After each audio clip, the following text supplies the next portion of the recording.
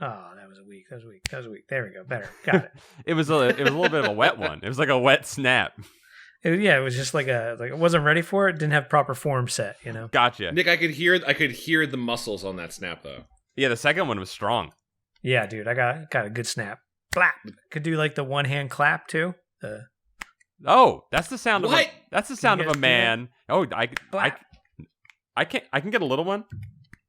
Is that you guys even registering that? Yeah, I heard a little tap. A little tap. That you could tell Nick was a very good video game player. He's got strong hands.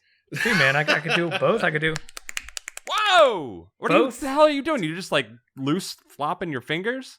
Yeah, man, you make your fingers all flippy floppy, and then you just slap them together. Whoa! That's a pro ham bone move, dude. Yeah, man. I think my natural anxiety cannot let my hand go that loose. I think I'm just like I'm stuck in constant like flight mode.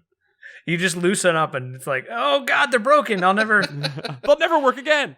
They're too loose. But Paul, I could see a like animated Happy Feet-esque story about you, about anxious hands Paul, and like everyone's like, oh, look at his hands always like jittering around. He's like, yeah, but he can really do some finger dancing with that move. Like Fear Fingers Paul. Yeah, Jitter Fingers Paul. Jitter Fingers Paul.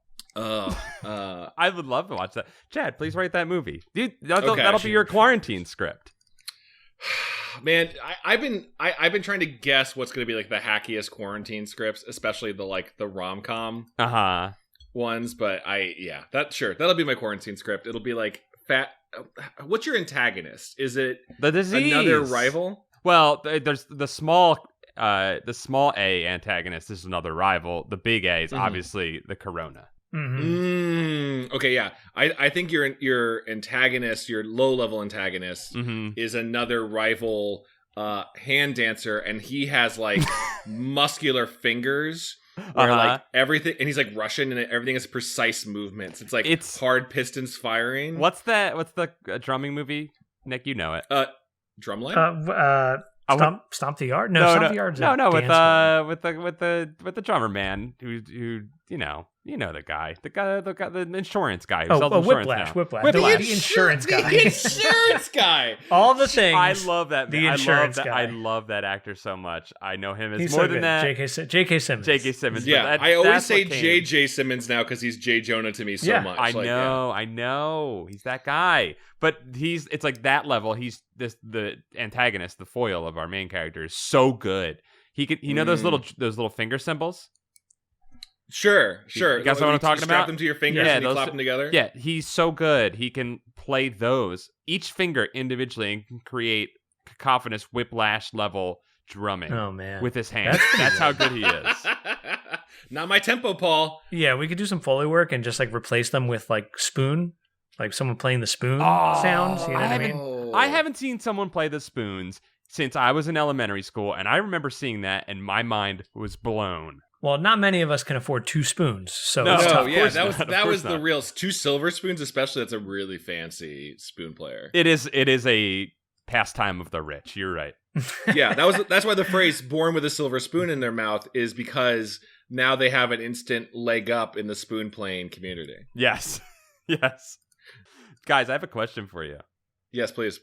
If you were a magicer person, a person that does magic on stage. What kind of magicer would you be? Like, would you be a mind freak? Would you be a David Copperfield, which is kind of like David Copperfield's like a mid ground between a mind freak and a regular Houdini, right? Or I guess a Houdini is his own kind. I mean, what's a generic regular magic man like from this book? Sure. Is there a famous regular magic man? Would it be an illusionist? Would that be the default? Yeah. Sure. Yes. Is there even a famous illusionist? Well, there's like the 2 guys from Prestige. Those 2 guys from Prestige. Okay. The Amazing Jonathan is like comedian magic guy, I guess. Okay. I think I'd be like a Penn and Teller, where like magic is kind of stupid, but here it is. You'd be like what the main character of this book was like when on accident. Yeah, he was like not sure about magic a lot of the times. He was accidentally being a teller a lot of the time. For a kid obsessed with magic, he didn't know a lot of magic. That's a good question. Okay. Nick, I think you would be a Penn. I think Nick would be a Penn, but what do you feel in your heart? Are you a Penn or a teller? I think I'd be a teller. Yeah? Is it because he's from Philadelphia? Like silent and confident and from Philadelphia, yes. That's the big reason. I think solo teller is an interesting act. Like just there's no voices at all. It's purely just visuals. All it's like, vis. And body sounds. Like he ham bones, right? He knocks his legs together. It's impressive. Yeah, dude, I think you could easily get a Vegas gig. You know what I mean? Like a Blue Man Group kind of thing. Okay, well now we're bringing some like you're gonna have rhythm in it too. Again with your hands. You'd be you'd be the rhythmic illusionist. I love that. My parents went to Vegas and saw Nick the rhythmic illusionist, and they loved it. All they had to do was get tickets on the strip. You know, there's guys selling tickets on the strip, and they got them. Yeah, well, you can't buy them online. It's a hot show. It's a scam. It's a hot. Scam. Oh, I was gonna say it was a hot show, but it all. No. But I guess it also is a scam. I'm on. The illusion is the scam. That's part of it. You know. Yes, that's smart. The scams works on many levels. I'm on Ranker.com, which is a website. Because I googled famous illusionists. Harry Houdini. Okay, look, I don't think he was he was an illusionist, but what we know Harry Houdini as was a great escaper. Probably most famous for escape artist. Yeah, I would say that guy's like a real life magician, real life magic man. Sure, but I like when I think of Houdini, I think of escaping from a water tank upside down in a straitjacket. That's what I think of when I think of Harry Houdini, not illusion. Yeah, he's an escape artist at that point. Yeah, that's what I imagine him as. Now, David Copperfield, that man's an illusionist. Copperfield will make a helicopter disappear on stage. He's a vanisher, I would say, a vanisher class. Right. Magician of anything. Mm-hmm. Yeah, part mind freak, but also mostly illusionist, a little bit of mind freak in there. Now, David Blaine, opposite side, mostly mind freak, a little bit of illusionist. Well, now David Blaine's doing that stuff like where he just performs for celebrities, right? Like those videos that would go around of like, watch Harrison Ford, watch me do magic. That was the person I went to. I was like, he just went to Harrison Ford's kitchen, and Harrison Ford's just like, get the hell out of here. Did you put that card in my orange? You pulled a card out of my orange. Did you do that? Oh, do that trick for my wife. Those are Callista's oranges, not mine. Sure, I'm not going to take the fall for this one. Now, Chad, I see you as sort of, I think you're more of a, I don't think you'd be a mind freak, Chad. No. I don't think you're a Chris Angel. No. I don't have the body for a Chris Angel. I don't have the otter bod, was I think the internet calls it for a muscular and lanky. I'm more of a big show type. Okay, maybe more of a Penn.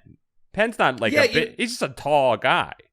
Yeah, but Penn's such an asshole. I mean, he's great. He seems very talented. You're too nice to be you're too nice to be a Penn. I think I would like to do an inverse on the Penn and Teller model, though. Of come to my show, right? I'm the great. I'm not going to say I'm going to call himself the great revealer, but I already caught myself there because that might give the wrong impression. I will shed light on tricks. Okay. And you can come much the way they do like the bullshit or that show where you try to like trick Penn and Teller. It's like, come to my show, I'll show you how magic's done. But then the bit is that like I start to demonstrate how the trick is supposed to be done, and then something goes horribly wrong. Then it's like, oh no, I cut off my arm. God damn it, blood's flowing everywhere. Oh God, it'd be like that kind of thing. Okay, you're like an abusive magician, a self-abusive musician. You know what I mean? Where you're like inventing problems so you can be the hero of it. Yeah, It's a bit of a clown magician, I guess, a little bit too. It's a little bit. Okay. I don't know that that's been done before now. I guess clowns kind of are magicians, right? Sort of. Yeah, and that they disappear and you never notice when they're gone. I don't. Yeah, I hate them and I love it when they're gone. You could be a Siegfried, maybe. Ooh, yeah. Okay. Siegfried's a showman. Yeah, like a showman, a danger magician. But your angle is the danger always falls upon ye. Yeah. Oh, well, I think I come out. I love the idea of a Siegfried. I think I still come out more like Morpheus in the Matrix, where like it doesn't have to be full leather jackets, but it's like I'm going to show you what the truth of magic. Okay, what happens between the red pill the audience. Yeah. Oh, so you're like a revelationist almost. Yeah, but then it's like, oh God, the sword's in my leg for real. Oh God, help. And then you're like, but it was all a lie because the whole thing is a simulation. Cyber illusionist. The sword is actually capitalism. Think about it. That's a cool angle, man. I like that. That's never been done. That's like a little bit. I think you brought a little bit of everything in there, Chad. Yeah, and then get a little political. Where I'm like, this disappearing rabbit. That's your tax benefits. I'm like, they're like, what does that mean exactly? I don't understand. Are we paying into the rabbit? I don't understand. I love it. I love it. You leave them with more questions than they came in with, Chad. That's important. Exactly. Paul, what about you? What would you be? I'd just be like a nice guy that tells stories and then disappears.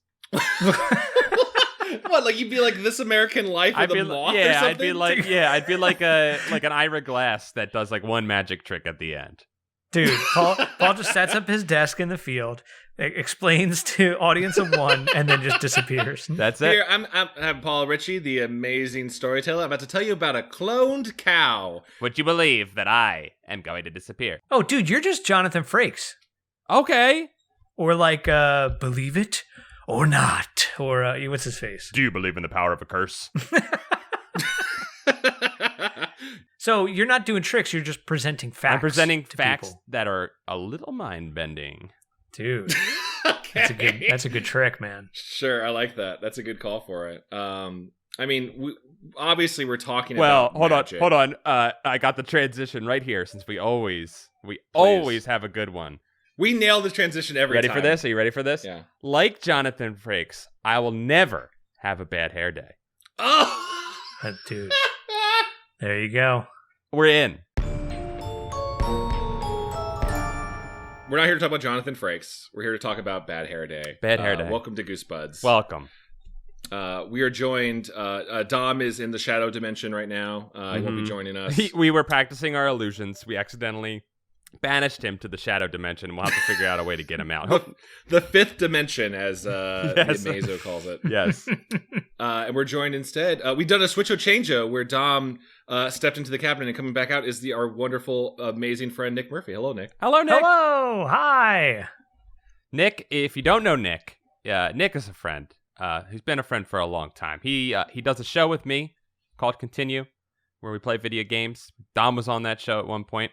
He also does a show that Chad's been on a bunch that is a little bit of a sister podcast to this, Pretend Friends, where we role play. Nick, thanks for joining us. Thank you guys for having me. I appreciate it. Now, Nick, have you read a Goosebumps book as an adult? No, you know what? I was like 3 pages into this, and I was like, oh yeah, I remember the style. Like right off, like dude, it just all came in like a wave. Like I took like melatonin or something. I was like, oh, I feel it. I'm back in. That's just the boredom. That's just the boredom, Nick. It was a trip. It was a that trip. oxygen leaving your brain, that's reading a Goosebumps book. I just immediately remembered all the tropes, like every single one of them. Yeah. Oh, Nick, this one was a great one. It really had some. The tropes were strong especially the chapter endings, which we'll get to in this one. Oh my god. Oh boy. But also, I thought this one was interesting because it was not scary in any way. Was there anything scary in this book, guys? I highly disagree there, Paul. Exciting. Good. We've got a first disagreement. We have a buzz sound that just goes off every time we disagree on something. I actually thought this was one of the scariest Goosebumps books. Whoa! Because child abandonment is really scary. Oh, there's a lot of that in this. A lot of child abandonment and the world that these kids live in. I don't know if you guys picked up on this, but this is a bloodthirsty and violent city that these children live in. Did you realize that? Yeah, this is the most violent city ever taken place in Goosebumps. He like comes home and he's talking to his parents. Like we're like into it, I guess already. Yeah, but like, yeah. The line is like, quote, both of my parents hate their jobs. Right? And then they talk about their jobs. Yeah, his mom is like, oh my God, Michael Lamb threatened to beat up a teacher. Then he's going to beat me up? We had to call the police. And then they called his mom, and his mom threatened to beat her up. Oh my God. And you're like, okay, well, maybe there's just one violent family. And then the dad goes. Yeah, then the dad's talking about his job as a car salesman. Go ahead, Chad. Well, yeah, I'm just reading off the quote. I pulled it up. That's a piece of cake next to my day, Dad complained. Dad sells cars. Some guy came in and said he wanted to test drive the new minivan. I handed him the keys and he took off. He never came back. He stole the car. There's just Grand Theft Auto happening left and right in this town. It's insanity. It's insanity. Also, the kid then follows up and goes, I sighed and shuffled rice into my mouth. Dinner is like this every night. I'm like, every night your parents talk about like physical assault? They're insane jobs. I will say one thing for this town though, in its defense. It sounds like a pretty dope town because you can get anywhere you need to in under 20 minutes. Yes. By bike. Right? On top of that, they have a magic nightclub and magic on the television all the time. Yep. And a magic store that only sells magical things. I'm pretty sure that this is a wizard's town. That a wizard, you know what I'm saying? And like they all live there and they think they're living a normal life, but the wizard is just like keeping them there for his grand experiments. I'm pretty positive. Ooh. There's a Twilight Zone episode about this town where they're trapped in the realm of a sorcerer. Yes, this is there's an illusionist, a mind illusionist, just totally running a number on all these people. Well, let's jump back to the beginning real quick. Let's see. We weren't too far in with the talk of the crazy town, but this one opens up on our main character, Tim Swanson, I believe, right? Yeah. Because he's constantly trying to do, he's constantly coming up with new magician names for himself as an aspiring magician. And his constant one is Swanso, named after his idol, the great Amazo. Which, like, you're going to get sued, Tim. By DC? Right? Yeah. Like, Tim's getting sued over that dude, name. You can't make parody songs and just be Weird Jim, you know? Right. Right. Can't be, yeah. Yeah. Oh, you mean Amazo's going to sue? I was like, oh, you mean Amazo, the super android from DC Comics that flies into space? I do. Chad, I'm constantly amazed. I'm amazed at your knowledge of DC Comics. Yeah, you're right. Also, Amazo in this book would probably have an issue with that. It's too close. Look, like Nick said, you can't be Weird Jim or Weird Tim. If he was a parody songwriter and he was Weird Tim, Weird Al would be like, look, I'm a nice guy, but shut it down, Tim. Yeah, and I think we saw at the end with Amazo. Amazo ain't having it. No. He would not stand for that. Amazo would shut that ish down. We'll get to Amazo because Amazo he's a firecracker. Amazo's great. He's one of my favorite Goosebumps characters. I agree. I agree. It was one of the better, most fleshed out characters in a Goosebumps book. Dude, we'll get to the moment, but I wrote down in my note, I was like, and this was the moment that I realized that I loved Amazo. Yeah. Amazo is amazing. So Tim Swanson, Swanso, soon to be... Can we just call him Swanso? Can we just respect his... Sure, yeah. Respect his choice. Wishes. Yeah. Okay, so Swanso's doing his tricks. The great part is he's doing them. He sucks. Actually,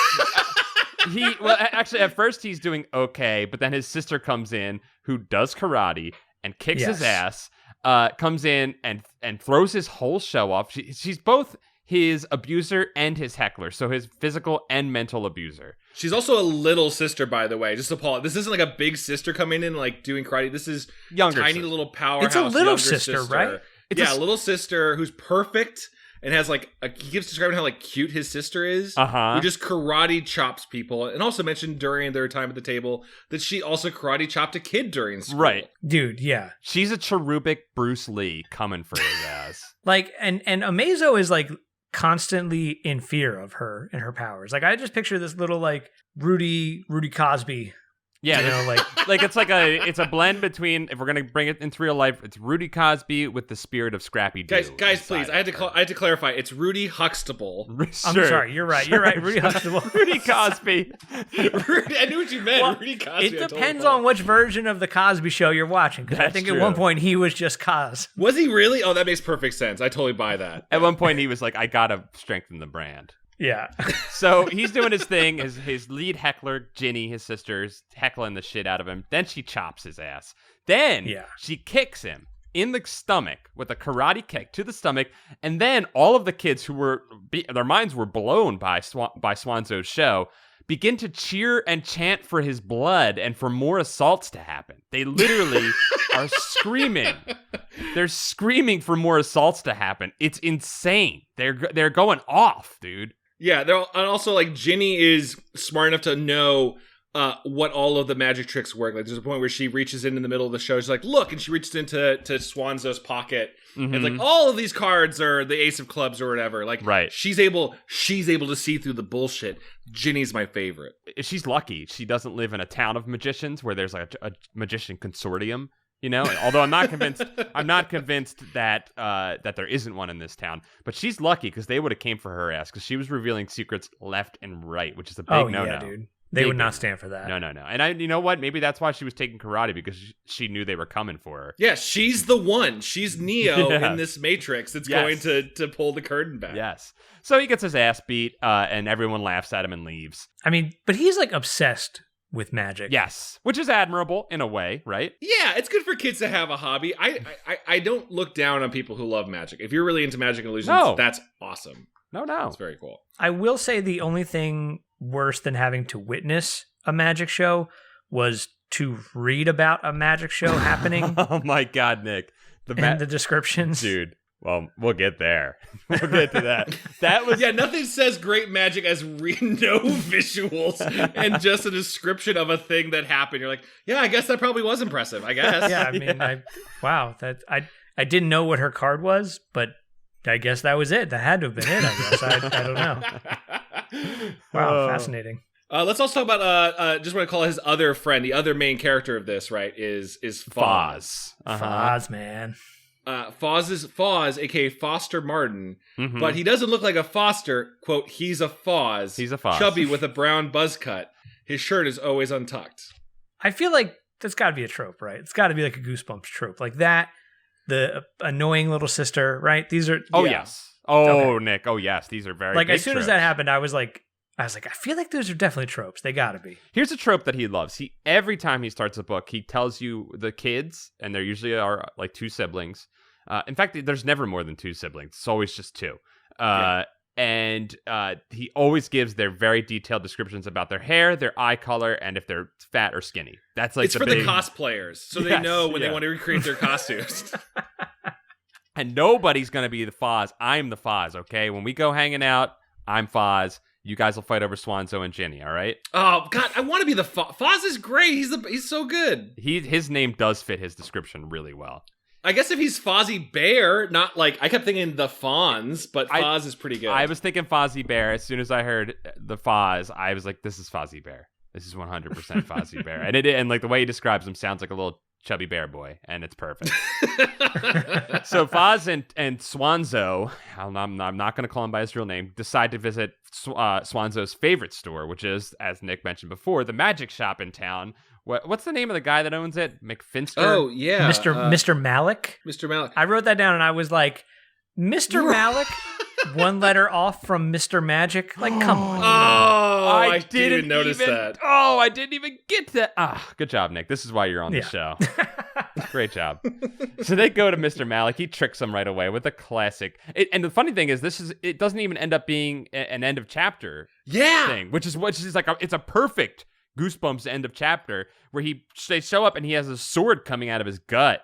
And he's been stabbed, and then he reveals that you walked into the magic shop, guys. What did you expect? Yeah. He goofed you. Which, I mean, is that a trick? Is that a trick? No, it's not. It's not a magic trick. It's more like a prank. It's a goof, yeah.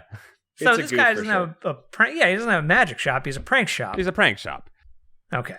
But I like him, though. He seems like a cool dude who's trying to look out for this guy. He's like, yeah, it'd be cool if you like actually bought something for once, you cheapskate kid. Right. He's still entertaining him. He's encouraging of his hobby, for sure. Yeah, totally. Well, I mean, because his hobby keeps him in business. Yes. He's hoping to turn him from a minnow into a whale at some point, right? Yes.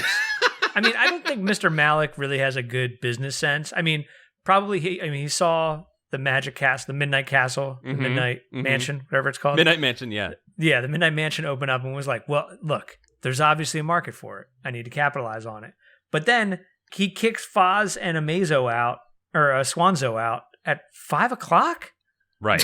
Like, Mr. Malik, you're going to run the only magic shop in town, and you're going to close the doors at 5 o'clock every day? What happens to the business tycoon who is also, like, amateur magic person? Like, yeah, people after hours of work, they got to come by. Yeah. Yes, 9 to 5 magickers.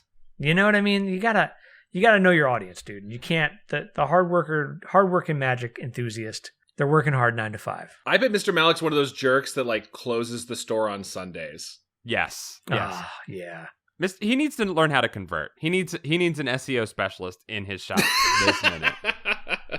Get those leads down the funnel, the sales funnel, Malik, okay? Yeah, man. There's some good pranks. There's another prank that happens. They find a guillotine. They somehow prank the owner of the shop who set up the fake guillotine. Right, like he bought it. Right? He bought it. Like, he built it. He had to build it. And then bought it.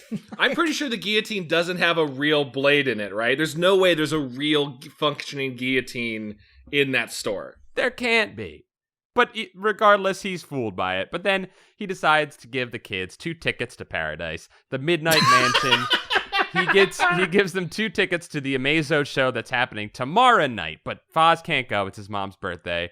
And Swanso does have a great rebuttal. Your mom's birthday happens every year. Amazo only happens once. Damn. It was a good point. But Fawz said my mom won't see it that way and says he can't go. But Swanso's going to go. He goes home. That's when we had the dinner where we hear about the wonderful lives of Swanso's parents. Yeah. And at this point, I'm just picturing like riots in the street all the time as they bike home. There's just like cars being overflipped. Yes. It's like the Streets of Rage city. That's where they live. Sure. So they have their sad dinner. And then the next day, I think they're having another little. He's like having an outdoor magic show, I guess. Yeah, and also his parents. By the way, it's important to say his parents have been like absolutely not, which I think is valid to not let a 12-year-old go to a nightclub. Yes. Called the Midnight Mansion by themselves. Yes. On a school night. On a school night. Yeah. I mean, his parents are not that good. Like he describes his mother as saying him, my mom says that I'm, quote, not at a cute age. Yeah, you're right. They are really, they're dunking on his ass, they're aren't not they? good parents, I don't They're think. toughing him up for the fights outside. They know he needs to have a steel heart to survive. I think you're right. I think you're right because they love Ginny, who's a fighter. You're right. They love Ginny. And they know she's on the right path, and they know they have to strengthen her up. So, like, Nick, I'm with you. It's not very good parenting, but maybe in this hard knock world and city that they live in, maybe it's what's needed. Maybe. I've never had to parent in a battle world. In a battle world. So on a battle planet. They're like barbarian families. It's like, couldn't you just be a fighter like your sister? You want to be a spellcaster? God damn it. We don't have time for that. We can't protect you. This isn't a fully rounded D&D party. We're all fighters here. I won't have a goddamn glass cannon in my family. Yeah, and he also isn't very good at the magic, too. So, I mean, there's not a lot of promise. But sorry, Paul. I don't want to cut you off. I just want to talk about this part. This idea that he's so indebted to magic that he's been building his own rabbit table, right? Yes. You're probably just used to this. And he should be an engineer. He's obviously an engineer, right? Yeah, he's specking for the wrong class, probably. Yes. But though I kept imagining in my head what I used to do for like basic woodworking when I was a kid. Okay. And he's like, I built this table where when I push a button, a secret compartment would rise to the top, and then where the hat was, now there's a rabbit. And I'm like, I don't believe for a second that a 12-year-old kid built a convincing rabbit table. It's insane. I think it's like plywood and nails and glue just like stuck together and maybe a tablecloth tossed over it. I was expecting, and we do see what eventually happens to this rabbit. I was fully expecting that rabbit to be smashed in the gears of the terrible machinery that he made. Like the Prestige. Yes, Prestige. That exactly like the Prestige. I was 100% expecting that. So we see him build it. He comes home. He checks out his table. They have the dinner, and the next day he's going to have an impromptu backyard wrestling magic show where all of the school is invited. But he tells Fawz, you're going to take your sister's rabbit. You need to bring it here tomorrow. I need it for the show. Fawz says, I'll try. My sister loves this rabbit, though. I can't. If you lose this rabbit, I'm going to be mad at you. And Swanso promises that it won't happen. So he's having his backyard magic show, and Fawz has not shown up. He's trying to buy time. And again, the kids are screaming for him to get his ass kicked. They're saying, karate match. Karate match. Fight to the death. Dude. The kids are angry in this town. I think it's a Battletown. I think it is like a legit Battletown. It is. There's everyone is bloodthirsty, and Ginny's getting ginned up. She's getting angry. Ginny's just doing air kicking in the in the background, I think, just like warming up. She's doing like kickboxer kicks in the background. She's like kicking a cement pillar, and like dust is there's a Street Fighter mini level where she's just like beating up a car. Yeah, she's destroying like the like play school like plastic car in the back. She's kicking the shit out of it, and like he's trying to do tricks, and eventually Fawz does show up, and he puts the rabbit into the table that he's got.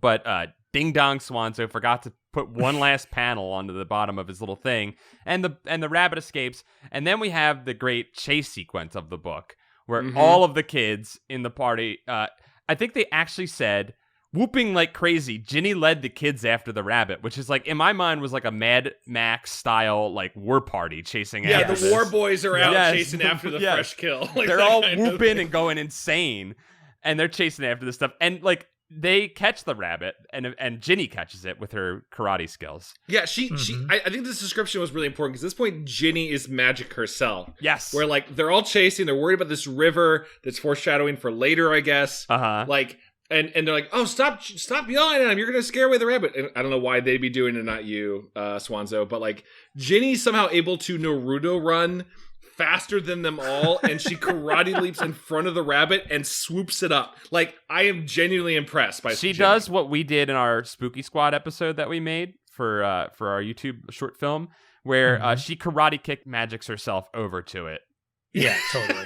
And teleports herself. Yeah, she Mortal Kombat, when in Mortal Kombat, when they do that, like the Johnny Cage kick, where it's like after images, she does that over to the rabbit. She shadow kicks her way over there and rescues it. And then they spend like the rest of the chapter fucking dunking on Swanso. They're everybody's ripping on him. They gave him like 5 new nicknames. Dude, yeah, right. They give him like all these failure laden nicknames. They're ripping on this guy. It is a brutal town to live in. It truly is. Yeah, it's like the Great Goofballio, piece of shit. Yeah. Flunky Dunky, like all kinds of stuff. Oh my God. They're going hard on him. I also made a note, and it happens again in a chapter after this. They continually in this section of the book end where he's asking himself a dumb question that they instantly answer at the beginning of the next chapter. Yeah, this one was like, am I really going through with this? Turn the page. Yes. Yeah, I'm going through with it. Did I imagine a cliffhanger early on in the book that was like foreshadowing to a point of nonsense of, I sometimes wish I could turn my sister into a rabbit. Yes. Never knew that I would not want that to happen later. Like, that kind of thing. I'm like, okay, I guess she's going to get turned into a rabbit. Yeah. Dude, he says it twice, and I was like, okay, I think I know where this is going. Chekhov's magic trick right there. Chekhov's white rabbit. Yeah, it's 100%. There's some really good setups early on, and then there's just questions to himself constantly.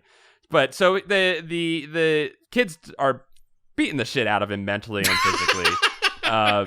And then, we end on all these dumb questions. And then so like he goes to sleep that night or after dinner, another sad dinner with his family where his parents talk about Dad's their like, sad my life. boss beat me up today. Yeah. He just like kicked me into the dirt. Yeah. Someone set a car on fire today. And then stole it. And then and he goes to sleep and he's sad. He's thinking about his sad life. And he realizes, I don't have to stay inside. I can sneak out and go see Amazo. And of course he questions himself, am I really going to sneak out? Yes, I am going to sneak out. There it is. And he sneaks out of the house and Ginny catches him, he tries to be quiet. He does a really good job of being quiet. She Ermac teleports over to him and just kind of like, hey, I'm coming with you. And she forces her way into it. And he realizes he can blackmail her. So he goes along with it, and they get on their bikes and they ride through town. They have a great moment where a cop almost catches them. Yeah, that was good suspense, actually. It was. Actually hiding after the cops and like, wait, oh no, it's not looking for us. They just stopped at the red light. They're cops that respect the law. And Ginny almost freaks out, and our main character Swanso, of course, he keeps his cool, which is a little bit of an admirable trait in his defense. Mm-hmm. So they get to the manic mansion, the mysterious mansion. Whatever it is. Midnight Mansion. The show starts at 10. Yes. Which I was very annoyed by not it starting at midnight. Here's what I'm going to say. I think this is what happened here. I think that Mr. Malik gave Swanso He gave him the shitty tickets, the 10 showing. There was an 8 o'clock showing as well. He gave him the late show because he was like, I'm not staying up that late to go to this magic show. I'm an old man that owns a magic shop. I got to open this thing up at 7 a.m. so that I can get the early morning risers because I close at 5. Well, yeah, then there's the third midnight show where things get real weird. That's the real adult show. So they get to the Midnight Mansion, and it's an affair. It sounds like, I've never been there. Chad, I don't know if you've been. It sounds like that magical mansion in LA. Oh, the magic castle, which is it is probably closed during all of this. I hadn't thought about that. Probably. By the way, Matt, quick, if you guys haven't heard about the Magic Castle, it's like one of the coolest things in Hollywood, as cool as magic can be. Yeah, I think it's cool. A giant mansion that is like everyone who's a magician kind of in the industry, like it has a membership and you get to come in for free, and you can only go if you like are invited by a magician, and there's a piano that plays any song you request, and that's there's like 7 different floors and rooms where magic's just happening, so you can kind of like get a drink and just wander into like, over here's a close-up magic show. This guy's doing card stuff. Like, just sit down if you want. If not, just hang back, and like, it's a very cool venue if you can get into it. I think Job got kicked out of it, right? Yes, Job got banished from it. Yeah, the Alliance for Magicians definitely all are members of Magic Castle. Absolutely.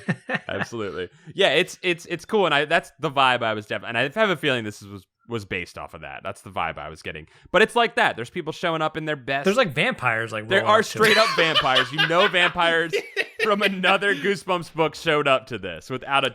There's like a Sven Gulli just walking in, just sort of crazy. We are on Battle Planet, so I think Morbius shows up. I think Morbius was there. Dude, I believe it. So they show up and go ahead, Chad. I was gonna say, at this point of the story, I not remembering where this book went at all.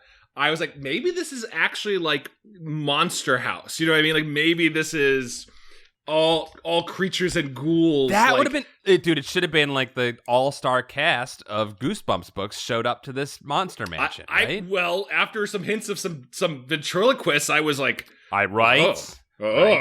Who's showing up here? And especially because this book is, I'm not even going to get into it.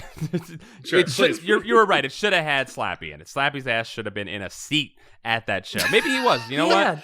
That's what I was wondering. If it was like some of these things that they allude to, are they from like other books or anything? That would have been like a prime spot to do that. I know. It's unclear, Nick, as someone who's now had to read, X amount of untold amount of these books.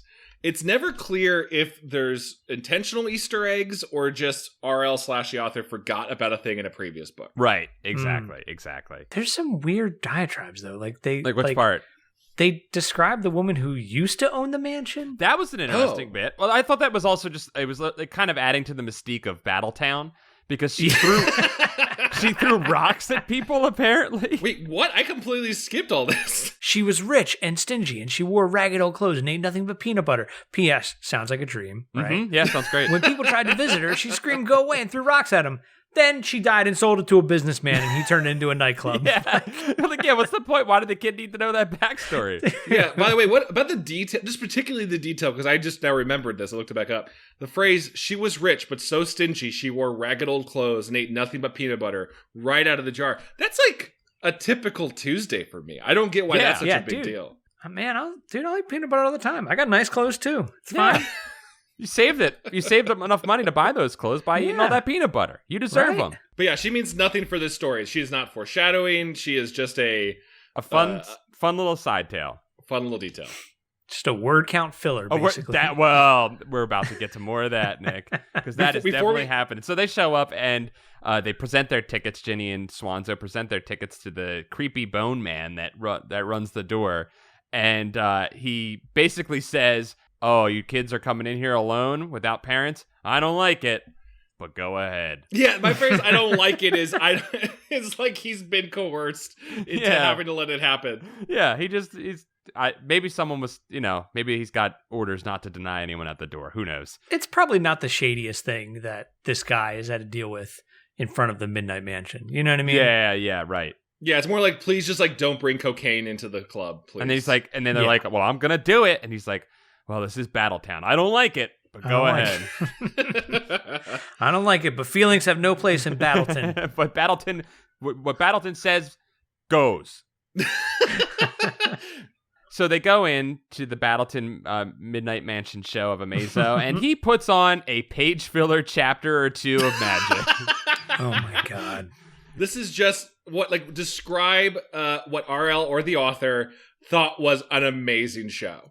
Yeah, and you know what? It sounds like it was amazing, but I can't say it was. I don't know if it was as impressive as. Look, Swanso seems like a nice kid. Probably easily impressed, though, is all I gotta say. So I'm not gonna go off of his word that this was the greatest magic show of all time. My problem with it was that I feel like the same way that we early in this episode talked about what magicians we would be. Yeah, I feel like Amazo is all over the place. He's doing prestidigitation stuff. There's a really impressive trick where he summons an alarm clock and then it floats to him across the room. Yeah. That's really cool. But then his next trick is, I'm going to eat a bunch of needles. So what are you, Amazo? And he's doing Penn and Teller jokes up there. He's talking about his clock being a little fast, and when it floats away, when it floats to him. He's doing all kinds of stuff. But you know what? Sounds like he killed it. Sounds like he hit all of them. Oh, and importantly, he does his own version of the rabbit hat trick, right? It's doves instead, but there is a important rabbit clocked on stage as if they're watching the act. Right, exactly. And he does the old tablecloth trick with the rabbit. He does that at one point, and then he at the beginning of the show he whispers to our main character Swanso, "Disappear," in a creepy. In a creepy chapter ender, and then of course it says, "No, he's telling you to disappear. I'm going to tell you to disappear. You're going to be my thing." In the most obvious feint to the audience of all time. Imagine the three of us in the audience, right? And you see Amazo come out, and he just he does his little intro, and then he just takes this weird aside with a little boy, and it's just disappear. He thinners this little kid for a little bit, right? It's terrifying. Is this part of the show? Yeah. Is that boy his stepson or something? Yeah. Does he not like him? I don't understand. Also, let's just call this out. It's weird to have planned magic tricks like that, traditional, not real magic tricks, when the dude is for real magic. Right. Also, yeah, I would also have issues because so the show's over at this point, right? And the three of us are walking out of Midnight Mansion, right? Oh yeah, in our version, yeah. Yeah, I would turn to you guys and I'd be like, did you guys think it was weird that he started the show and then had this weird aside with this little boy and then called the little boy on stage? Do you think he planned to make that kid disappear? Yeah, right. That kid was in on it, right? Right.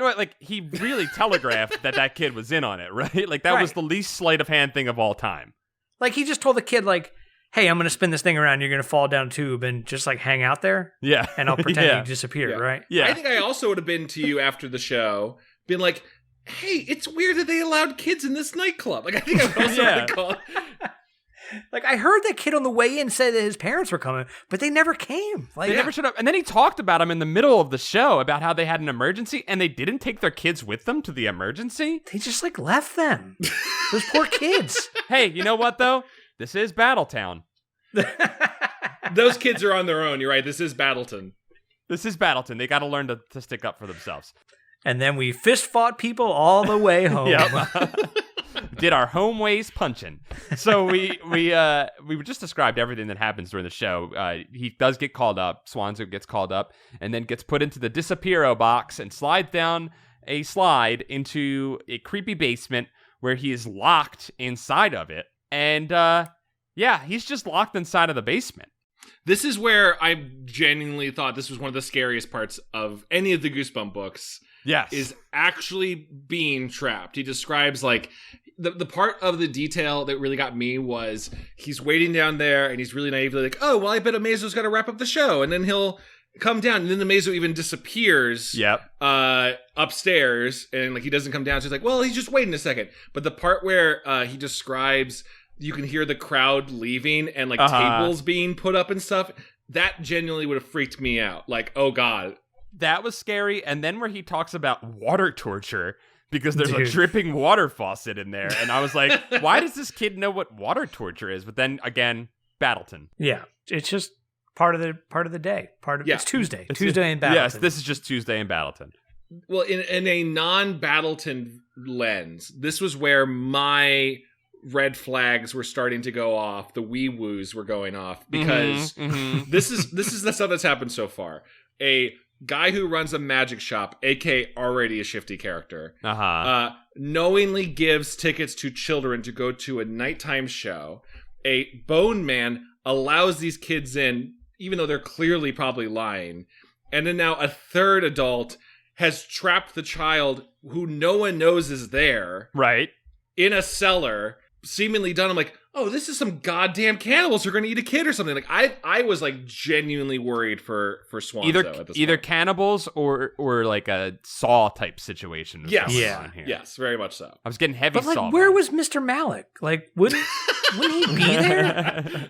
Like, did he just have 2 extra tickets and couldn't make it? Because it was his mom's birthday too, maybe? Or maybe it was a big birthday day. You're right. Yeah, like, why give these 2 kids... I mean, how much do you think those tickets were? $25, they said, at the beginning of the book. And that's in the 90s. That's like a lot of money, even more, right? Oh, that's yeah. Like $75 now? I don't know. Yeah, dude.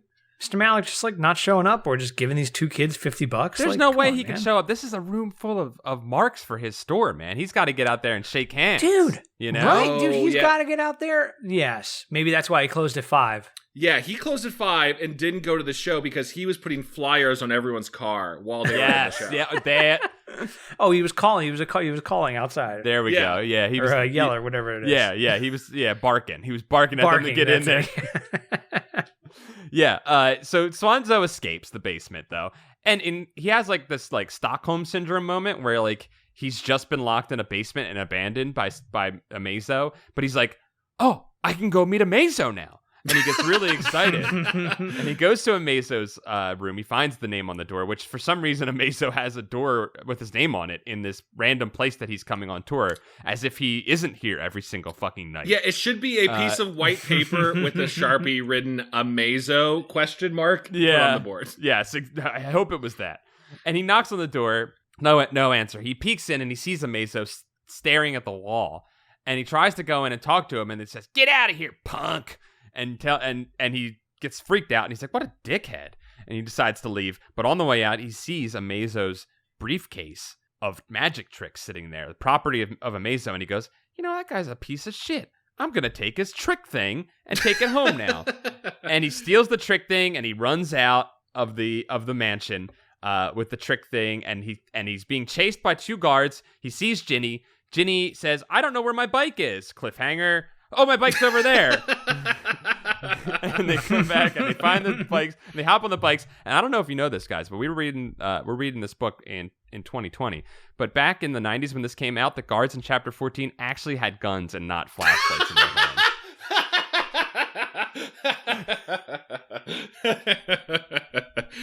That is a very good joke, Paul. Thank you. Also, like, what was Ginny doing? Yeah, what the hell? Yeah. Like, how long do you think he was gone? How long was he gone? Like, enough time for... Well, no, she seemed like she was looking for him. I totally felt for Ginny, where she's, like, wandering around upstairs going, like, "Hey, hello, where's my brother? Help. Yeah, you're right. You're right. And then, like, the servers are just like, "Not my problem, kid. Yeah, it's get Murder out of here. Town. It's Battletown, kid. Forget it, kid. It's Battletown." Forget it, kid. It's Battleton. So they flee. Quick, get on your bike. Let's ride. And they ride off, and they leave the guards behind. And the guards in the original book fired bullets at them, but they had to cut that for modern readers. Yeah, all the bullets were CG replaced by just like butterflies. CG flashlights and butterflies were replacing all that stuff. And then, or they were rocks. No, they CG'd rocks over the bullets. Rocks is much better. There we go. And they get back to the house, and they both come to agreement. We're gonna look at this bag of tricks together on Saturday when our parents go out. We'll do it together. So we both won't tell on each other, and we'll both look at this thing together. So Ginny makes Swanso swear that he's going to take it up to the attic and hide it, and he will not open it without her. Of course, he goes up to the attic and he opens it instantly, discovers all kinds of magical things, including a jacket full of snakes, which is a hilarious magic trick that I don't think exists at all. Yeah. No. Magic snake jacket? It's a magic snake. Well, also he goes, at first he's like, there's snakes everywhere, they're spilling out. Then he realized they are mechanized snakes with like a wind-up thing at tiny little automaton snakes come pouring out of this jacket. Like, wouldn't Amazo wouldn't he have like led with that gag, with that trick? Right? He's like, it's too good. I can't show Battleton. They deal with snakes all the time. They need something juicier than just the mechanic snakes. Yeah. I know. An alarm clock. I'll float that across the thing. They'll get a kick out of that. What are they really scared of? Time. So he has all these snakes come out, dumps everything back into the bag before he can get in any more trouble, and goes to sleep. And did we jump ahead at that point? No, we jump to the morning where I think his parents are going out, right? And can I just mention the phrase from the dad? Yes, please. Jesse's parents, who are like, the parents usually are kind of like the worst, but these two hate their job so much. Usually the parents are like blissfully unaware and kind of happy, right? Yeah. This paragraph I think is great. Another day of work, Mom sighed at the breakfast table the next morning. I'm absolutely dreading it. Those students just drive me crazy. Dad grabbed a donut and gazed out the window. It's raining, he said unhappily. I probably won't sell a single car today. Like, they're just so beamed down by Battleton. Like, they're giving up. Dude. Another sad thing, like, this dad just has like donuts, right? Like, they just bought like a dozen donuts and they're just sitting in the house and he just grabs one on his way out. They're like, grief donuts. It's raining. That's the only joy he has, is his box of donuts that he slowly eats throughout the week. He doesn't even say goodbye to his kids. He just walks into the rain and leaves with his wet donut. Doesn't grab an umbrella, just walks out and just eats his wet donut. Maybe the waters will put out all the fires today. That'll help. Maybe I'll drown on the way to work today. Dude, oh my God. At least you kids will get the payout. I thought it was Saturday, so it's not Saturday because his mom's going to work. On. So, like, I forget why there's another day, but I could have sworn they just went upstairs and opened the thing. But there isn't. I remember there is another work day. Maybe and the sister tries to tell on them that day, right? Yeah. Ginny has decided, because he reveals that Ginny went upstairs and saw part of like the jacket sticking out. Clearly, that Swanso broke his promise. Yes. And she was breaking her promise too, but... Yeah, well, I think Ginny's retaliating. She's about to, like, bring them both down and tattle on him, full on saying everything that happens. But the mom is so depressed, she doesn't really process it. And instead... Because we catch her in a moment where when Ginny is trying to talk to her, the mom has turned the water faucet on, and he doesn't say this, but I think I read between the lines. She was simply staring at it and just like thinking about the depression of her life as the water like she's staring down the drain, hearing the droning sound coming back at her. Dude, the sadness of her life is just running down that drain in front of her. She's like, my life is the drain, a never-ending black hole that things pour into and nothing comes out of. Oh, what's that? What'd you say? You guys had a secret or something? Hold on, I gotta talk about Swanso's lie, because she talks about we have a secret, and he says, "Oh no," she said, "we need a wee pet," which I think is one of the worst lies I've ever heard. I liked it a lot. It was an interesting move. The mom's reaction was perfect. She was like, "What the hell are you talking about? What is even going on?" And then she's just back to her own. She's back to her depression. So Ginny tries to turn him in, but they don't. And I think at this point the kids just talk amongst themselves. Look, we're going to open the thing up tomorrow. It's the next day. The parents are going out. They left him a sad can of tuna in the fridge to eat for lunch. and the parents are going to go antiquing, as they call it, which we know what that really means. What does it really mean, guys? Orgy? Orgy's my guess. It's the only bright spot in their week. The orgy that they get to go to. The orgy. The Battleton blood orgy that they go to. The Battleton blood orgy. Where they fight and fuck for an entire afternoon and all of them leave their kids at home to eat sad cans of tuna while they get out all their anger and aggression out. So they leave them, and Fawz is over because his parents are also at the blood orgy. And they They open up the bag of tricks, and I'll let you guys describe the bag of tricks moment. It's great. They pull out real magic. Yes. That's the part that I am. This is where it gets kind of blown away. It gets by. insane right here. Yeah, well, they bring Fawz over, right? Mm-hmm, yeah, Fawz is always there. He's ready to go. And it's like, let's explore this stolen trunk. And I don't know if at this point or later, I thought it was interesting that the boy had already decided it was pretty crazy for me to steal that trunk. I'm going to take it back on Monday. Right. But first, I'm going to learn some magic. I'm like, okay, so he's not the worst kid, but still messing with something he shouldn't have done. And he pulls out, I guess it's a magic trick, not necessarily. He pulls up the 3 shells and red ball trick out of a black sack, which I think is more of a con artist trick than a magician trick. Right. But he's like, watch closely, and he starts doing the trick where you put a red ball under it and you shuffle around. But every time he lifts it, even though he's palming the red ball on his sleeve, a ball comes out of the shell. And quickly, more and more balls start spilling out. Yep. I was waiting for it to turn into like the Bellatrix Lestrange vault, where everything is just multiplying and they're being suffocated by these red balls. Hot molten metal. Or like Charlie in the Chocolate Factory when they drink the fizzy lifting drink. Like you're waiting for that moment of they're like, no, we flew too close to the sun. But they never Fawz happened. actually cries is we're going to be up to our necks in red balls. Yes, we're going to get Beatrixed. And Swanso, like he made a deal with Ginny where they're like, we're going to go through this together. But he's like, nah, you two sit down. I'm going to do magic for you real quick. Like he was like putting on a show for them. Yeah, his hubris was definitely rewarded with punishment. Yes. So he does that. He does the ball trick. And then they open up the next thing. He's like, oh, let me get out the hat. The hat's fun. And he pulls out the hat, which we saw Amazo use during his performance, where a dove's erupted from the hat. And of course, in just like the red ball in Beatrix fashion, tons of doves begin to erupt from the hat, and the room is quickly filled with doves going fucking nuts everywhere. There's going to be so much bird shit in that house. They will be revealed to have done this to their parents by all of the bird shit. That is what is going to do them in. Also, let's bring up the ethical implications of a pigeon dimension or whatever that it's accessing. Yes, that only magicians can access. Also could solve world hunger, right? That's true. Just think about it. We can all eat greasy dove meat for free.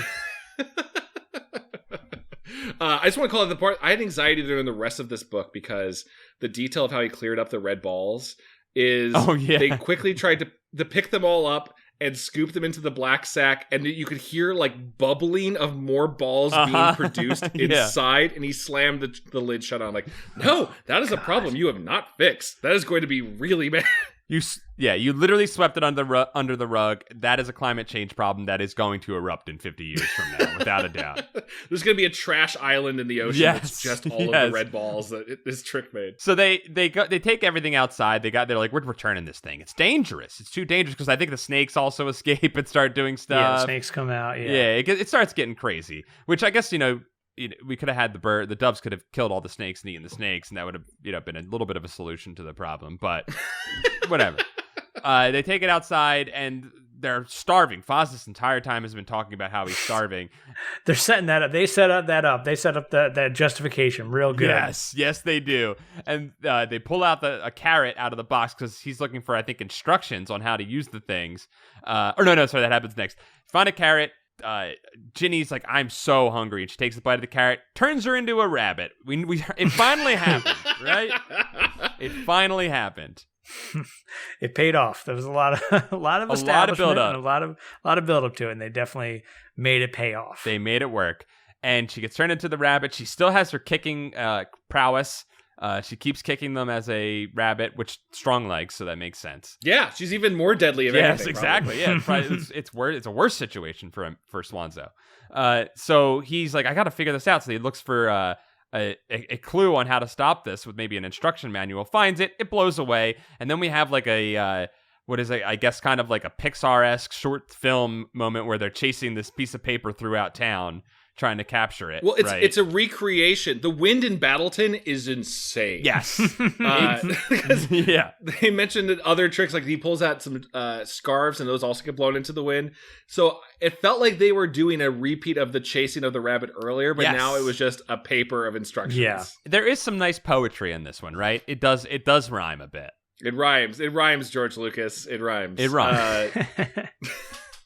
It goes into the river. Even though he said that the instructions were for the hat, like, oh, these are worthless. Like, I don't know. Seems like it might be good to have since, magic hat. But they go into the river, swept away, never to be seen again. So that didn't really do much. Nope. So they decide that they got to return this thing, as they were going to do, to Amazo.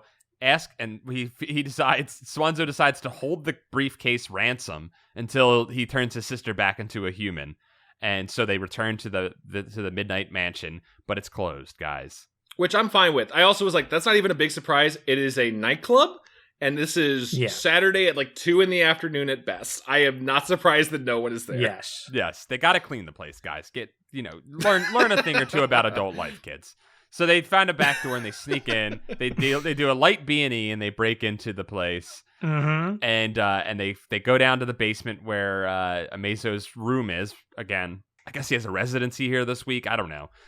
You know what? To be fair, I guess I wouldn't be surprised. Oh my God, I have so many questions about the logistics of Mr. Amazo. Mr. Amazo's business and the business practices. We can get to them when the big reveal happens. But I have so many questions about the logistics of it. Okay.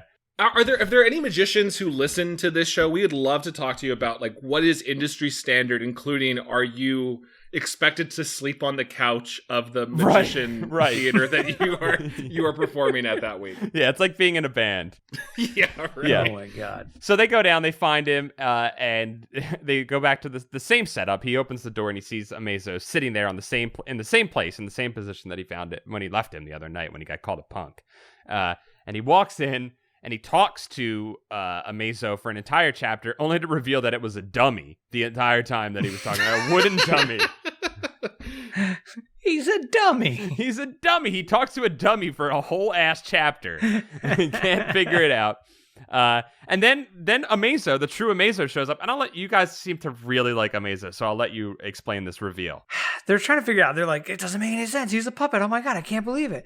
And then they hear, hey, punk, I told you to beat it. That's what I picture. I picture Danny DeVito. Yeah. Danny DeVito is Amazo. Uh-huh. And so it turns out it's not Amazo is the rabbit the entire time. Uh-huh. Yeah. And he operates the dummy person? Yeah, they never get into whether he is controlling it by psychic, telepathic, telekinetic magic skills. Like a telekinetic ventriloquist dummy kind. Or not a ventriloquist. I don't know. Like a marionette. He's a dummy, which is implying, the rabbit would be manipulating him physically, but also magic seems to be real. It's very unclear. It's 100% real. Yeah, but then again, this is a most nitpicky thing. I'm so confused by Amazo's skill set. That is, I have an infinite hat.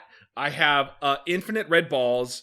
I have the ability to control a humanoid puppet to the point that it is believable even when a child is in front of me. Even when it bends over and talks in the ear of the child, it's still believable.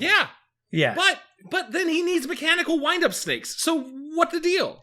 Right. So what part of it? And so let's say we, the three of us, we all become partners and we go in on a club, then not in Battleton, right? In another town, right? Sure. And we want to book Amazo, right?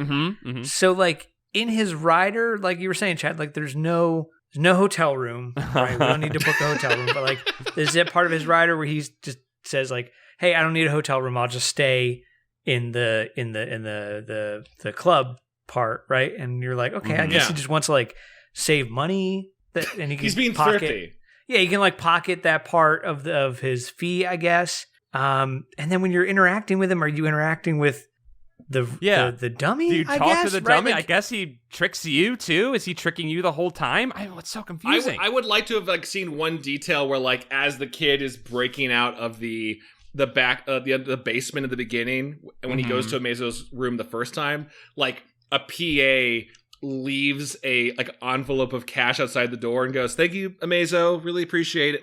You know what I mean? He has some sort of he's like Ellen, where you can't look to her in the eyes. He's got there's a protocol for dealing with them, right? Yeah, Amazo has a crate. Bring the crate into the dressing room and then walk out. Close your eyes. Don't touch anything. Close your eyes and close the door. Yeah.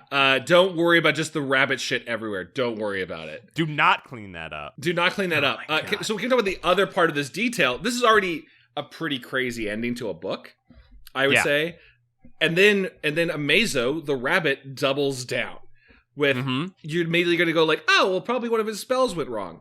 Amazo details that a sorcerer named Frank, and he's like, yeah, just move on. It's not. Hold on, Nick. Is that the line that made you love him? Because that was the line. Like I legit like belly laughed. Like the sorcerer named Frank, and then Fawz is like, Frank? The guys are Amazo is.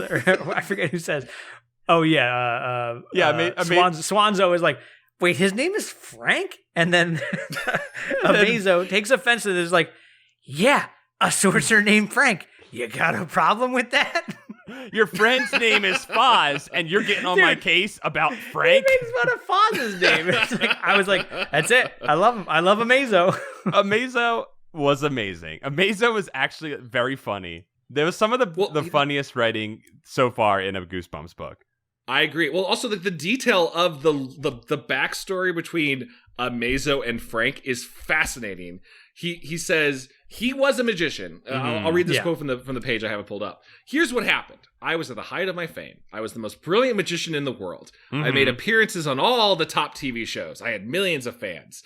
Dopey little kids like you looked up to me. My tricks were the most amazing anyone had ever seen, and Frank was jealous. He was a sorcerer working alone in a basement. He could cast amazing spells, but he was kind of ugly with a high-pitched voice. People didn't take him seriously. He wanted to be famous like me, but he wasn't, so he turned me into a rabbit. End of story. That's the story. Dude. It's funny, but it's 100% ridiculous and doesn't make a lot of sense. Dude, here it is. So I built that mechanical dummy over there, and I made him look just like me, and I kept doing my shows. So you control the puppet, and that's it. And we just blow past the rest of it. Yep. Let's not ask any questions. It's some sort of cog man. Dude, Amazo is just like, yeah, I said I control him. Are you deaf? Right? Like that, and he moves past it right away. And they're just like, wow, you're really rude, Amazo. It's great. It's a great moment. He basically explains, and I love this cliffhanger. This is one of the best cliffhangers. This book had so many terrible ones where it was just questions, but then it had these ones that were also bad but hilarious, like the like the one, I forget what the one I referred to earlier was, but he's like, am I really gonna do this? Yeah. There's so many great ones like that, but then this is the best one. He says, "Can you help my sister before we return your thing?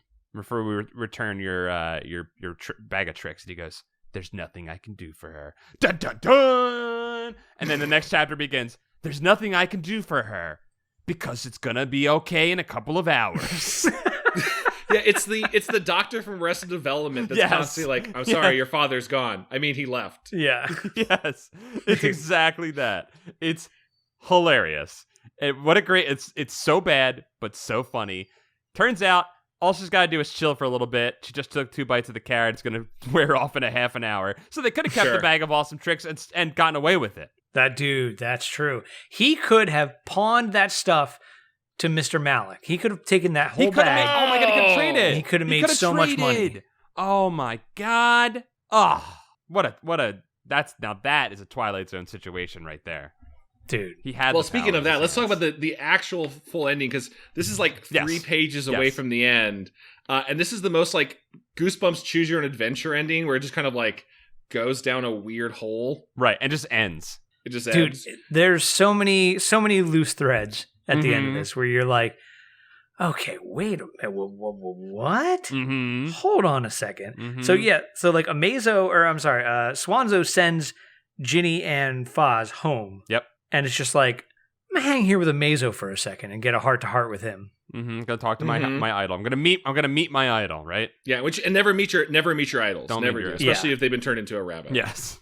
And Paul, going along with those weird this was the weirdest Kickstarter, or the weirdest cliffhanger, because it was like, hey, do you want to join my act? And then he's like, why don't we give you a try? And I was like, oh no, Amazo, what are you saying to him? As he closes the door, right? As he kicks the dressing room door shut. The end beat of this, Nick, do you want to describe what is really just like 2 pages of a chapter? Do you want to describe what the end is? It was such a weird twist. Like I read it and then I was like, wait, what the fuck? And I read it again. I went back and read it again. So Swanso joins Amazo's act, but Amazo turned him into the rabbit. So they switched places. Yeah, and is Amazo still a rabbit? I think, maybe. Yeah, I think he's still a rabbit, but also it's that the twist is I thought he wanted me to take the dummy's place, which would have made perfect sense. Yes, right. But he didn't realize he wanted to retire and have me take his place. Mm-hmm. So the wording's really weird. I'm not complaining. Amazo gives me plenty of juicy lettuce and all the carrots I can eat. Mm-hmm. We even have a stage name of mine now. It's the professional name, Fluffy. So I take that as Amazo's still a rabbit because he's stuck. Yep. He is literally retiring where he just like gets some of the money and just eats food and whatever rabbits do. Right. Still uses the animatronic Amazo in the act, and then he just doesn't have to be on stage. What? He franchises his show. Not even. He doesn't even franchise it. He just creates a magic slave that he makes do his work. This guy accomplished what Slappy set out to do in his 3 Slappy books in 1 book. Good job, Amazo. Wow. And I would argue that, and again, because we don't get into how this machine man Amazo works, Amazo would still have to be doing that same puppeteering work. I think the same amount of work, like right? nearby. Yeah, he's still doing it.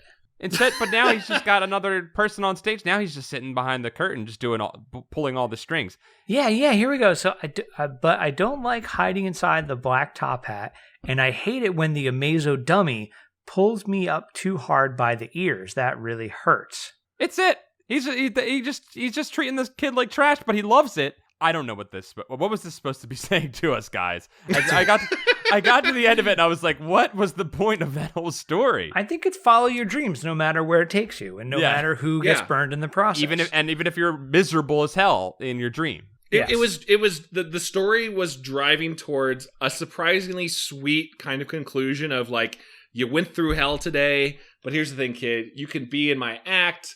And I'll be, you get to be with your idol, and I'll still be a rabbit, and we'll work together. That would actually been a really sweet ending. And then RL just took the steering wheel and went, bad end, and he just shifted it right off the road. Yep. into this is what we got. This left me with one question. When I finished, it ended, and I was like, okay, he's a part of the show now, and it seems like he's not super happy. But you know what? It really made me question. I said, wait a second. When that kid got dumped into that basement in the middle of this book, Amazo was just going to let him die in there, wasn't he? Probably. Yeah, he never went to go check on him or anything. He wasn't going to check on him. He was going to let him die in there. Yeah, you're right. Dude, everyone in the theater, but also there should have been like 5 other dead kid skeletons just down there from the previous shows. Also, Ginny's not going to go looking for him again. Right? Ginny gets turned back into a human and she's just going to be like, hey, what happened to my brother? The parents are like really depressed working, and after a couple weeks they're like, didn't we used to have a boy? We used to have 2 of these, right? We had 2, but that other one kind of stank. He was kind of a dud, so whatever. I guess Battletown got the best of him. I guess the murder mobs got him. They must have one of the roaming bands of marauders picked him up. Yeah. Oh, well, that's just living in Battletown.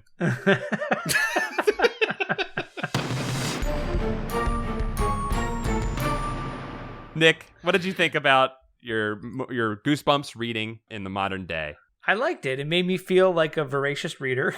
Tore through this you in can like read it in an hour. Yep. Yeah, it was really nice. It makes me want to read other ones to pick up on all the little tropes and stuff. Yeah. Oh my God, we converted someone into reading more Goosebumps. Yes. This one, Chad, I just need to know, why did you think this was the scariest one? Because magic is real and you can be... Magic's real. I get really anxious over particularly the beats of the drowning in items kind of thing from Harry Potter and this. I think that's actually a very scary image. Okay. Yeah. And feels real. I think mostly the fact that a shady nightclub was turning a blind eye to child abandonment and murder Mm-hmm. constantly was like, oh God, these kids are not going to make it out of this room. Okay. Yeah, that's dark as hell. I mean, there wasn't like it still has the Goosebumps thing where you're like not really worried if any of the kids are going to make out of it or are going to make it out, right? Because you don't really care about the kids. I kind of liked Ginny and wanted nothing to happen to Ginny. Yeah. But I was more just like things are happening at a new pace where like, okay, yeah, like it's getting into the magic faster than it's used to be happening. This is like maybe one of my favorite Goosebump books. I really enjoyed this one. Okay. All right. Yeah. Okay. I gotta say I was not super happy with it, but it did have the funniest character in a Goosebuds book or Goosebumps book in Amazo. Yeah. And it did, and I liked that it was real magic. I thought that was cool. Yeah, that was cool. Yeah. I liked Amazo on the cover of this. Terrifying. Yeah, scary Amazo. I was really nervous we weren't going to get an angry rabbit, but we got one. Oh shit! That's probably Amazo on the cover. Yeah, that's Amazo. That's Amazo. Nick, how many hairs would you give this? I'd give it a good 4 hairs. Okay, 4 whole hairs. What about you, Chad?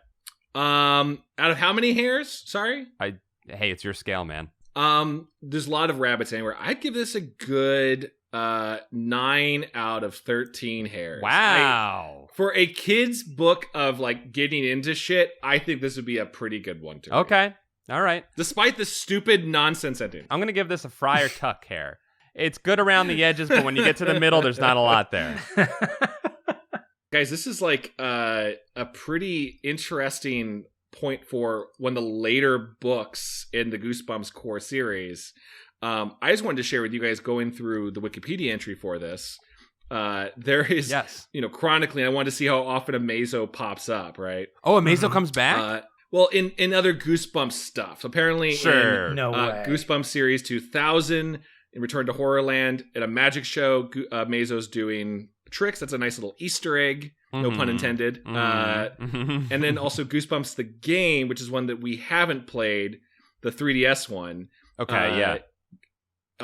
Amazo makes an appearance. After the player returns to the tunnel entrance to their neighborhood, a rabbit appears. The player must give the rabbit a top hat. Such a hat can be found at the crashed moving truck. After receiving a top hat, the rabbit stands on 2 legs and begins talking. Okay. And he says he's Amazo before he leaves. Cool. So it's a talking rabbit. And then I want to figure out what the source is. Another game's version of Amazo. If you search like Amazo 2018 game, this image pops up and it's fucking horrifying. That's not the right one in the Discord. Sorry. Okay, that's just Amazo that you just sent us. That's just Amazo. Mostly depicted as just like a white rabbit with maybe some evil teeth. And then I don't know which artist decided to like let's horrify Amazo a little bit more. Judge him up a little bit. Yeah. Yeah, let's Junji Ito him up a little bit. Junji Ito. Oh my god! Oh, that's terrifying. It's Paul, describe it. It's a terror psychic rabbit. He has mind powers, you can tell, because he's got green energy emanating from his head. And his teeth are not for eating lettuce, which is what a rabbit eats. They're for eating bones.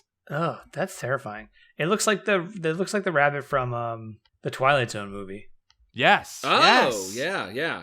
It's more Frank the Bunny from what's that sci-fi movie? Yes, from Donnie Darko. Yeah, Donnie Darko than anything. Yeah. Oh God, it is. Oh, jeez. Wow, it's horrific, dude. I think that's the inspiration for. Yes, definitely.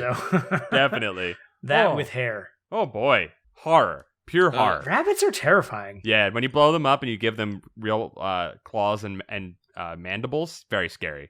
Yeah, my brother had a rabbit. Not a fan. No. No. Did it bite you? No. It's just not a good pet. There's nothing you can really do with a rabbit. No, except for eat it. Yeah, Fawz's sister was, that doesn't make any sense for her to have that rabbit. No, should have let it run away, kid. Yep. Better off with that. I'm glad that no animals were harmed in this book. Me too. I said eat a rabbit, but I'm glad they didn't either. Good for Ariel for not hurting any rabbits. Oh my God. Yeah, I mean, Nick, is there any other thank you again for being part of us. Yeah, thank you guys for having me. This was awesome. A lot of fun. Is there any like final kind of thoughts or words of wisdom you'd like to pass along, or however else this has changed your life? I think everyone just needs to be careful around magic and magicians. I don't think they're to be trusted. Definitely not. Yeah. No. That's it. Just don't trust the magician. Just don't trust them.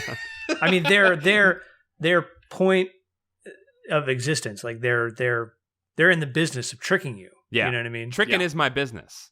Right. Yeah, and business is good. Never go with a magician to a second location. No. Which means if you were called on stage by a magician, it's already too late for you. You're done. You might as well just accept your fate. You're doomed. Nick, where can people find more of you, Nick? I'm usually hanging out with Paul on Continue. Yeah. If you want to follow me on Twitter, I'm at Hey Nick Murphy. Yeah, man, doing pretend friends and doing all that stuff. Come find us. Great content. If you two together on a project, I am interested. Aw, too kind, you sweetheart. Mm-hmm. Well, guys, what do you say we go try and figure out how to access the fifth dimension and see if we can get Dom out of there? Yeah. Oh, yeah. You're right. He's probably getting kind of scared and lost and just like hitting a door over and over. We should look into that. Oh my God! Did you guys put him in the basement? You put him in the basement. You Amazo him. You're right. That's the fifth dimension. We called it that a while ago. I totally forgot. Whoops. No, it all works. Nick, thank you all again. Of course, I'll just give some quick loves to, if you want to check out more of the show besides Continue on YouTube, Pretend Friends on all podcast services. Hey, if you also want to support this show, you can follow us on Twitter at GoosebudsPod. We have a website now you can go to find all of our stuff. That's goosebudspod.com. We also have an Etsy store now where we have some sick, sweet merch. Buy some that shirts. We've been putting together. Buy some shirts and hats, guys. It's still working despite the coronavirus. They are still making shirts, and we appreciate your support that contributes to the show as well. And you can also go to patreon.com/goosebuds to vote on which books we read, join our exclusive Discord, get access to bonus Camp Goosebuds episodes. We are churning out content because we are stuck indoors. Come stay inside with us. Nick, thank you so much again. It was a pleasure. We'd love to have you back sooner. Anytime. I love doing it. So I like Goosebuds now, or Goosebumps. So he's on board. I'm on board, guys. We got another one. Tricked him. See you guys next episode. Bye-bye. Bye, guys. Bye.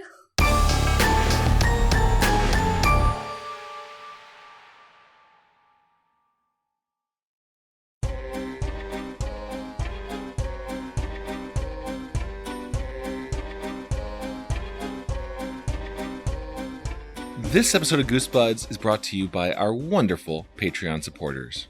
They include these spectacular people. Thank you to these new patrons, such as Kelly the Barbarian, Spooky Bones with a Z, Thomas Miller, just a regular guy, Justin Wagman, Stefan Jive Turkey Kuwabara. Thank you to Egg Baby, 2 in the slink, 1 also in the slink, all 3 in the slink then. Hollis Hornbeak. Hey fellas, we're smelling real good. Cardboard Walk. Buddy Moral. Please let me go home. I don't want to read names anymore. I only read 3, but anyway, we're gonna keep going. Frank Enstein. Cameron Murphy Audio. Dylan McCann. Levithan. David Cron. Germ Juice. Ryan Shell. Josh Robertson.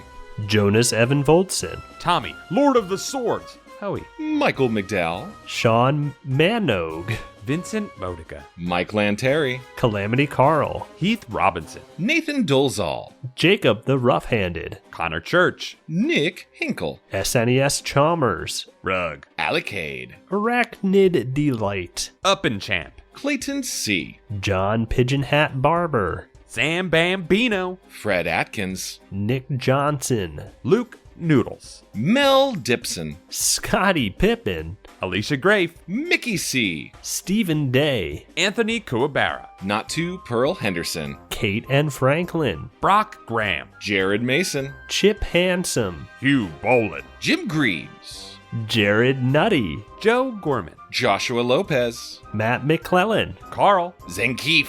R.L. Slink. Maloyster. Afsheen. Stinklich. Blake Alvarez. Danky McStanky. Zach Bush. Jake Young. Jennifer Britton. Adam Morocco. Yanni Markovina. Aaron T. Strunk. Dak Prinky. Elusive Koala. Dango Twist. Dr. Worm. Paul's Christmas Sock. Victor. Help me, other two guys. I can't stop jacking while reread these. Jesus Christ. Brian Wells.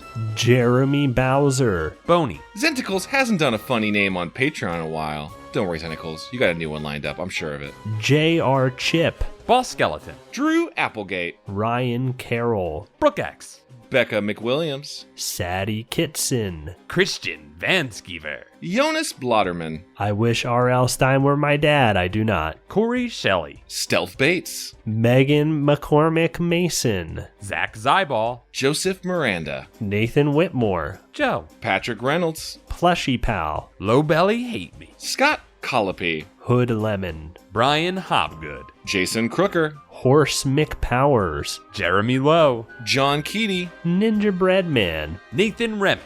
Robert Moon. The letter S. Zach Connor. Third Sergio. Spencer Thomas Kimball. Divaldi. Christina Doling. Tanya Turtle. Anxious Serve. Clay Castle. Wacky username. Reed Stubendike. Colin and I wear Billabong. Is this a ad? Colin, are you doing an ad for Billabong? Andrew Barrow. Foolish for Deborah. Still a pretty decent dog, generally speaking. Good, good. Bad Vibes Jr. Jake H. Calf. Brett. Joey Evans. Joe, remember to save early and often. Scott. Got little old Moa pretty freaked.